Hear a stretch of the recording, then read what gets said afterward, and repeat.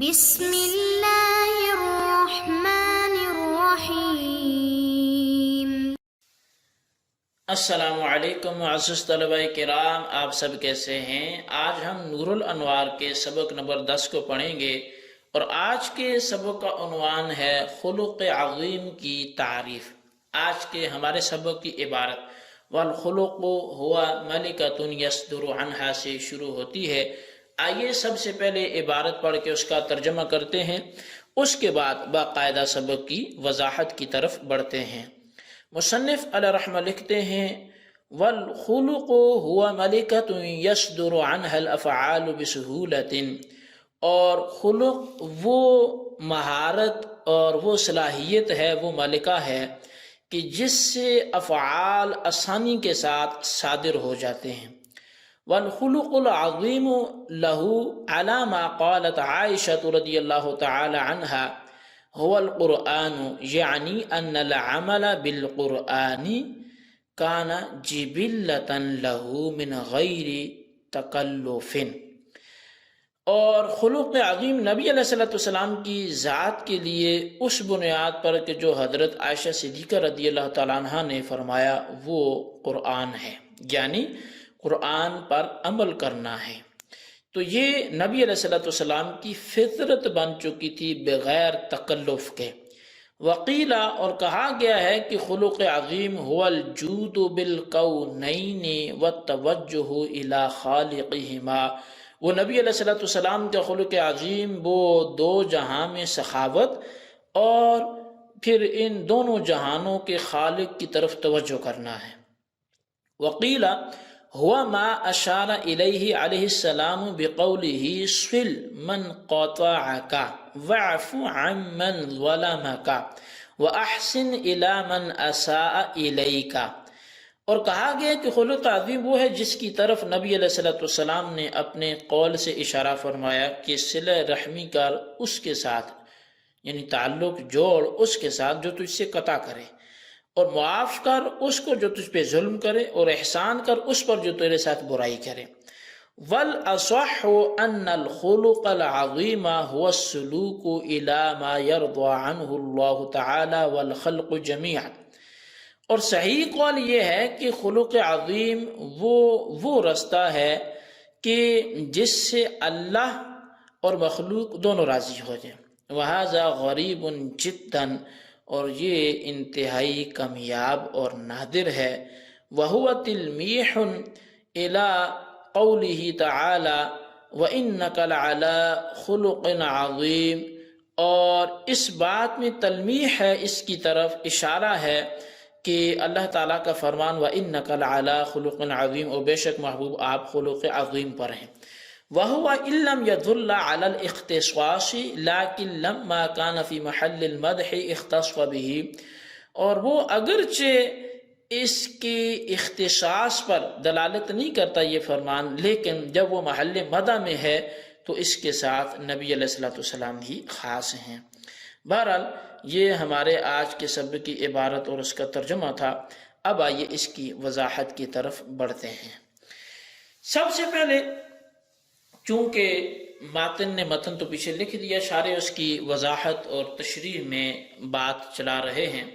تو شارح نے خلق کی تعریف میں ملکہ کا لفظ ذکر کیا ہے،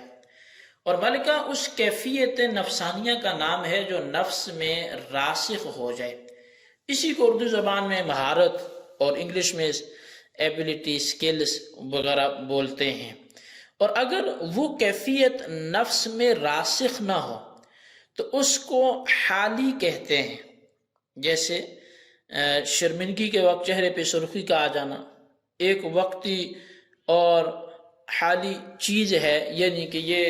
ایک عارضی چیز ہے، یہ کہ ہر وقت رہنے والی وہ نہیں ہے۔ اور اب خلق کی تعریف یہ ہوگی کہ خلق ایسی مہارت اور صلاحیت کا نام ہے جس سے افعال سہولت اور آسانی کے ساتھ صادر ہو جاتے ہیں۔ رہی یہ بات کہ رسول اکرم صلی اللہ علیہ وسلم کا خلق عظیم کیا تھا، تو اس بارے میں چند اقوال مذکور ہیں۔ پہلا جو ہے وہ حضرت عائشہ صدیقہ رضی اللہ تعالیٰ عنہ کا ہے کہ آپ نے فرمایا کہ آپ کا خلق عظیم سراسر قرآن تھا، لیکن اس پر یہ اعتراض ہوگا پھر کہ کہ خلق عظیم رسول اکرم صلی اللہ علیہ وسلم کے ساتھ چونکہ خاص ہے، اور بقول حضرت عائشہ صدیقہ رضی اللہ تعالیٰ عنہ خلق عظیم سے مراد قرآن ہے، تو گویا قرآن رسول اکرم صلی اللہ علیہ وسلم کے ساتھ خاص ہوا، حالانکہ یہ غلط ہے، کیونکہ قرآن رسول اکرم صلی اللہ علیہ وسلم کے ساتھ خاص نہیں ہے، بلکہ اللہ تبارک و تعالی کے ساتھ خاص ہے۔ پس خلق عظیم کی تفسیر قرآن سے کرنا یہ بظاہر درست نہیں ہے۔ تو صاحب نور الانوار نے اسی جواب کی طرف اشارہ کرتے ہوئے فرمایا کہ قرآن سے مراد عمل بالقرآن ہے، یعنی آپ کا خلق عظیم قرآن پاک پر عمل کرنا ہے، اور بلا تکلف قرآن پاک پر عمل کرنا آپ کی فطرت اور عادت بن گیا تھا۔ تو حاصل یہ ہے کہ جو قرآن میں ہوتا آپ اس پر عمل فرماتے، اور جس پر آپ عمل کرتے وہ قرآن میں ہوتا، اور عمل بالقرآن رسول اکرم صلی اللہ علیہ وسلم کے ساتھ مختص ہے، نہ کہ ذات باری تعالیٰ کے ساتھ، لہٰذا مذکورہ اعتراض واقع نہیں ہوگا۔ تو اب بعض حضرات نے پھر فرمایا کہ آپ کا خلق عظیم دنیا و آخرت میں سخاوت، یعنی یہ خلق عظیم کا دوسرا معنی بیان کیا جا رہا ہے۔ تو یعنی جو اس حوالے سے اقوال موجود ہیں، دوسرا قول کہ آپ کا جو خلق عظیم ہے وہ دنیا و آخرت میں سخاوت اور اللہ تعالیٰ کی نیابت ہے، آپ نے یعنی اس کی طرف رجوع کرنا ہے، توجہ کرنا ہے، آپ نے دنیا میں علم دین اور مال کی سخاوت فرمائی، اور آخرت میں انشاءاللہ شفاعت اور آب کوثر کی سخاوت فرمائیں گے، تو لہٰذا یہ آپ کا خلق عظیم ہے۔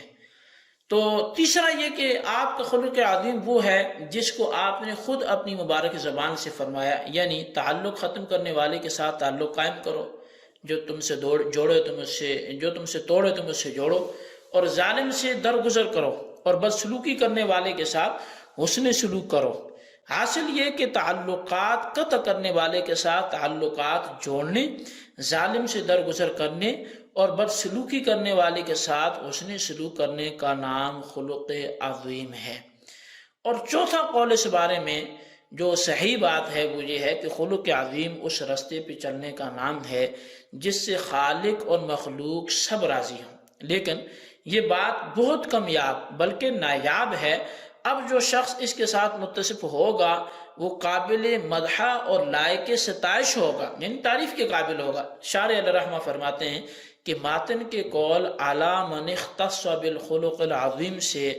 باری تعالی کے ارشاد وَإِنَّكَ لَعَلَىٰ خُلُقٍ عَظِيمٍ کی طرف اشارہ ہے۔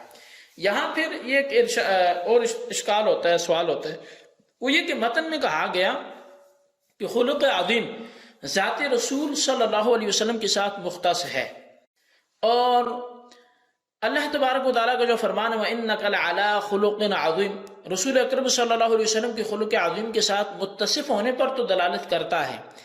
مگر مختص ہونے پر یہ دلالت نہیں کرتا۔ بس جب اللہ تبارک و تعالیٰ کا قول خلق عظیم کے رسول کریم صلی اللہ علیہ وسلم کے ساتھ مختص ہونے پر دلالت نہیں کرتا، تو ماتن کا قول باری تعالیٰ کے اس قول کی طرف اشارہ کس طرح ہو سکتا ہے؟